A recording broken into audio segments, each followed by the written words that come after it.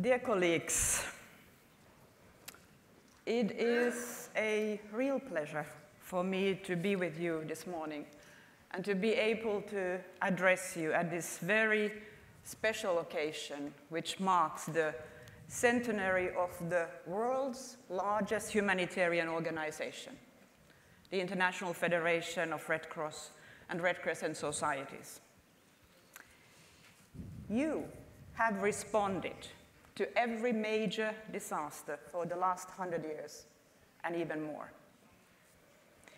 You have also become one of the earliest pioneers of disaster risk reduction. And this is evident in many parts of the globe today. There can be little doubt that the world would be less resilient and more disaster-prone if it were not for the engagement of the National Red Cross and Red Crescent societies. Therefore, the role of the International Red Cross and Red Crescent movement is specifically mentioned in the Sendai Framework for Disaster Risk Reduction, which was adopted 4 years ago by the United Nations member states. The Sendai Framework presents a departure from the earlier international agreements for disaster risk reduction. Because the world is not able to only be responding, the Sendai Framework moved from the concept of managing disasters to managing disaster risk. It focuses on reducing existing risk and preventing the creation of new risk. It is people-centered, multi-sectoral, and embracing all hazards, contrary to the previous approach, which was only focusing on natural disasters.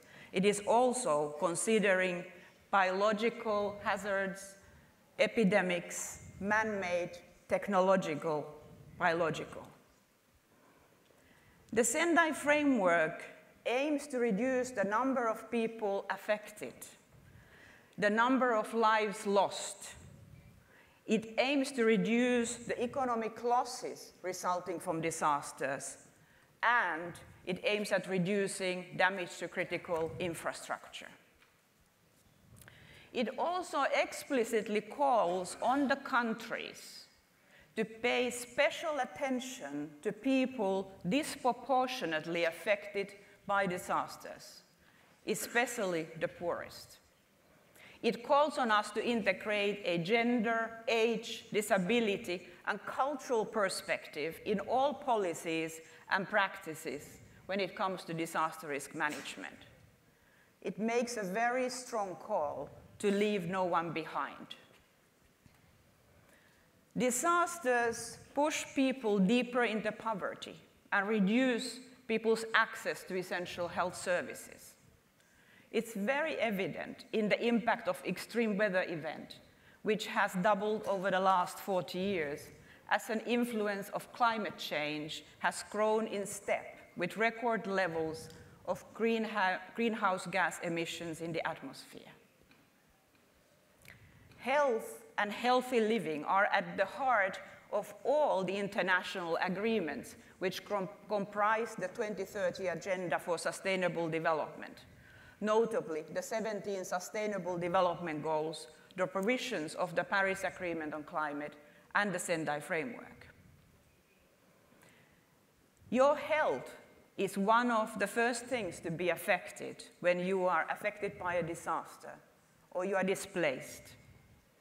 In recent years, internal and external, broadly, disaster displacement caused by extreme weather events has reached chronic levels, far surpassing the numbers of people displaced by conflict. Disaster displacement is also a key thematic focus of the Words into Action Guide on disaster displacement, which we recently made available for public review and which will be officially launched at the Global Platform on Disaster Risk Reduction in Geneva next month.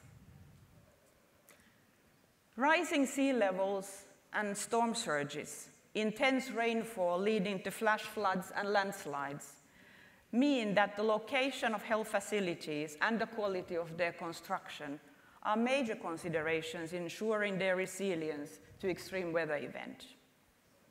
The United Nations Office for Disaster Risk Reduction is this year campaigning to call special attention on the Target D of the Sendai framework, which seeks a substantial reduction in damage to critical infrastructure, with special focus on hospitals, health facilities, and schools. Now, climate change has been identified as the biggest health threat in the 21st century. We need to invest more resources in public health and strengthening the resilience of our nations and of our communities.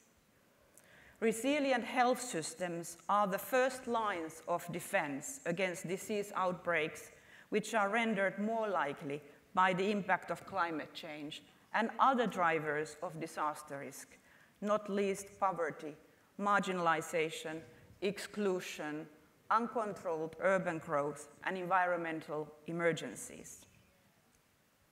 Climate change is having a detrimental effect on the essentials for leading productive lives on this planet of ours, from the availability of clean air, water, and healthy ecosystems to food security and shelter. With only 11 years left to implement and achieve the Sustainable Development Goals, protecting health, lives, and livelihoods in a changing climate is one of the greatest challenges we face as humankind. I want to remind us all of the words of Dr. Pinano at the round table earlier this morning. It's a question of existence, and we need to put all our forces together to influence change. Before closing, I would like to thank all of you, the International Federation, the national societies, the staff, and the volunteers, for the amazing partnership that we have, because you are making miracles and you are making a change every day. And I would like to see as many of you in the Global Platform for Disaster Risk Reduction in Geneva in mid-May.